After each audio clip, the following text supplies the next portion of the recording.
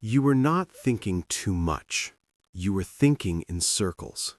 And there is a difference that nobody ever bothered to explain to you. Picture this. It is 2 a.m. Everyone else is asleep, but your brain is running a full investigation into a text message you sent 3 days ago. Was the tone wrong? Did you offend them? Should you follow up? Should you not? You replay the conversation 17 times and still reach no conclusion. You're exhausted, but you cannot stop. And the worst part is, you have been living like this for so long that it feels normal. People around you have probably told you to just stop thinking about it, as if that was ever helpful, as if your brain has an off switch they somehow forgot to hand you.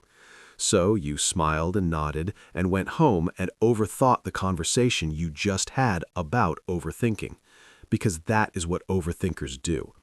And you have probably started to believe that something is fundamentally broken in you. But here's what they never told you. Overthinking is not a personality flaw. It's a protection strategy. And at some point in your life, it kept you safe. Before we go deeper, drop in the comments, what is the one situation you overthink the most? Work? Relationships? Your own decisions? Here's what psychology actually says. Overthinking is almost always rooted in one of two things: fear of regret or fear of judgment. Your brain runs every possible scenario not because it's broken, but because it's trying to protect you from making a mistake that will hurt.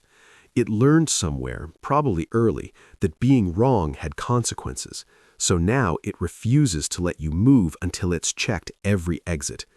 Psychologists call this analysis paralysis, and the cruel irony is that the more you try to think your way to certainty, the further certainty moves away from you.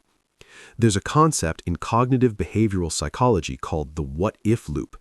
Your brain asks, what if this goes wrong? You answer it. Then it asks another what if. You answer that too.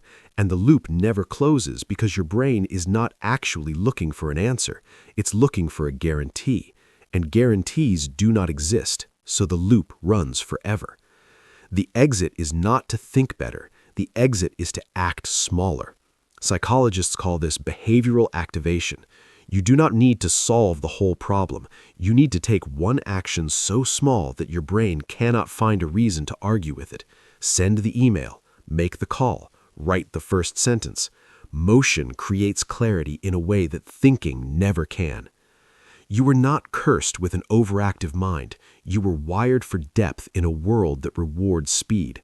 Your brain is not your enemy. It's a guard dog that was never taught when to stand down.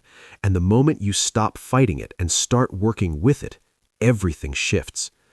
Drop a heart in the comments if this finally put words to something you have felt for years. And if you want the full breakdown on rewiring overthinking patterns for good, subscribe and check the description. This is only the beginning.